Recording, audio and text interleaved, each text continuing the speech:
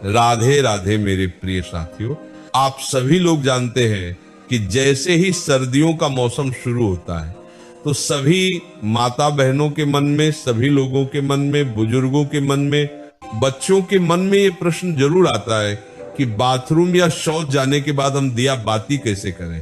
क्योंकि कई सारी माताएं बहनें रोज सुबह शाम अपने घर में दिया और बाती करती है। कभी कभार बुजुर्ग भी दिया बाती करते हैं और कभी कभार बच्चे भी करते हैं। साथियों, ये प्रश्न विशेष रूप से सभी लोगों के मन में सर्दियों के मौसम में ही आता है, क्योंकि सर्दियों के मौसम में पानी बहुत ठंडा होता है। बार बार हाथ पैर गीला करना किसी को भी पसंद नहीं होता है, या बहुत सारे लोग हाथ पैर में स्वेटर वगैरह, मोजे वगैरह पहने होते हैं, तो बार बार हाथ पैर धोने में बहुत परेशानी होती है।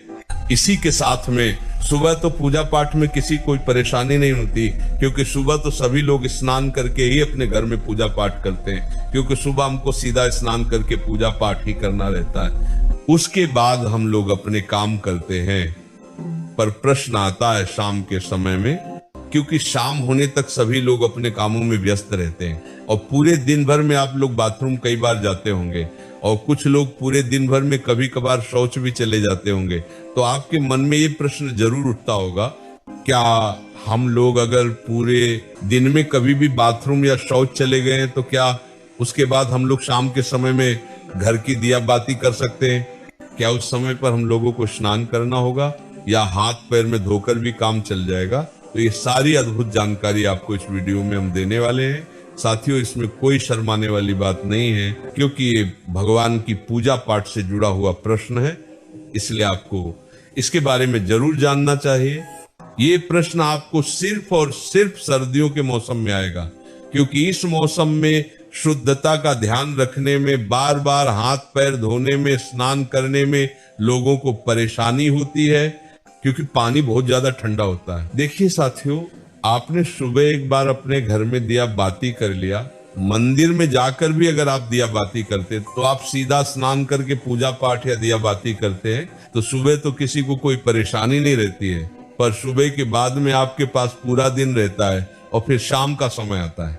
साथियों, अब शाम होने तक बहुत सारे लोग पूरे दिन भर में बाथरूम जाते हैं, कुछ लोग शौच भी जाते हैं, तो यहाँ पर आपके मन में अशुद्धि आ जाती है, यानी कि आपका शरीर उस समय पर अशुद्ध हो जाता है जब आप बाथरूम जाते हो या शौच जाते हो। इसके बाद अब आप अपने घर में सीधा दिया बातें करने के लिए नहीं जा सकते, तो आखिर कौन सा वह नियम है जिसका अगर आप लोग बाथरूम या शौच जाते समय पालन करेंगे तो आप अशुद्ध नहीं होंगे बल्कि शुद्ध रहेंगे और शाम के समय की दिया बाती बिना स्नान किए कर सकेंगे? साथियों, सबसे पहले ये जो नियम है, विशेष रूप से माताएं बहनें इसका पालन करें, क्योंकि ज्यादातर घर की माताएं बहनें ही शाम के समय की दिया बाती करती हैं। साथियों, सर्दियों के समय में आप पूरे दिन भर में जब भी बाथरूम जाते हैं तो उस समय के लिए सबसे पहले आप नियम सुन लीजिए, उसके बाद हम आपको शौच का नियम बताएंगे।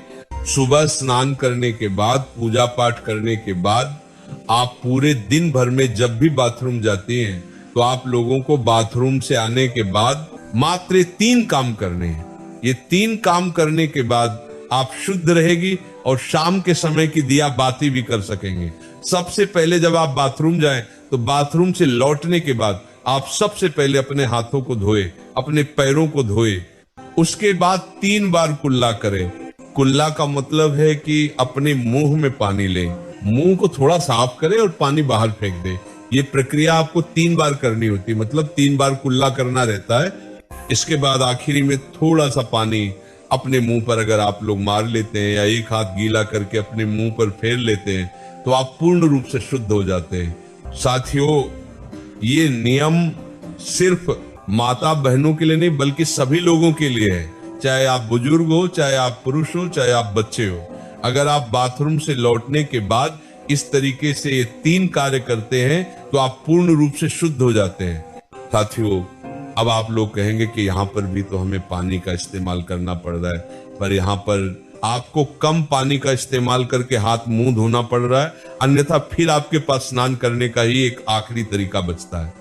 आप चाहे तो हाथ मुंह धोने के लिए गर्म पानी भी करके रख सकते हैं, इसमें कोई परेशानी नहीं है। पर बाथरूम से लौटने के बाद अगर आप ज्यादा कुछ ना भी कर पाए तो अपने हाथ पैर जरूर धोएं। साथियों, अब कुछ माताएं बहनें या कुछ लोग ऐसे हैं जो सुबह अपने घर से बाहर ऑफिस ड्यूटी अपने काम पर जाते हैं, तो उनके मन में ये प्रश्न जरूर आएगा कि हम लोग बाहर रहकर इस नियम का पालन कैसे करें। तो साथियों, अगर आप लोग बाहर काम करने जाते हैं, ऑफिस या ड्यूटी जाते हैं, तो उस जगह पर आप इस नियम का पालन नहीं कर पाएंगे, क्योंकि उस समय पर आप पैरों में मोजे और जूते पहने होंगे या वहां पर आपको वैसा स्थान ना मिले कि आप अपने हाथ मुंह धो सके।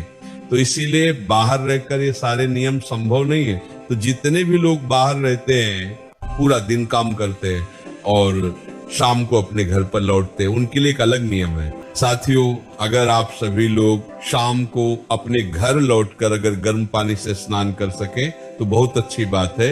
अन्यथा अगर आप ऐसा ना भी कर पाए तो आप लोग शाम के समय अपने घर पर आए तो आपने जो कपड़े पूरे दिन पहन कर रखे हुए थे उनको उतार कर अलग रख दे, और सबसे पहले आप ऑफिस या ड्यूटी से आकर अच्छे से गर्म पानी से, ये ठंडे पानी से हाथ मुंह जरूर धो लें, कुल्ला भी जरूर कर ले। उसके बाद आप अच्छे साफ सुथरे कपड़े पहन ले, फिर उसके बाद आप अपने घर की पूजा पाठ करें, कोई दिक्कत परेशान नहीं, और इसमें आप शुद्ध भी रहेंगे।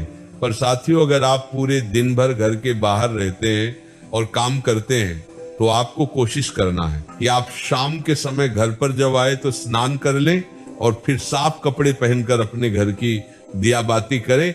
साथियों, अब बहुत सारे बुजुर्ग ऐसे होते हैं जो कि ठंड में अपने हाथ पैर के मोजे नहीं उतारते और वो लोग अपने घर की दिया बाती करें, तो उन लोगों को किस नियम का पालन करना चाहिए?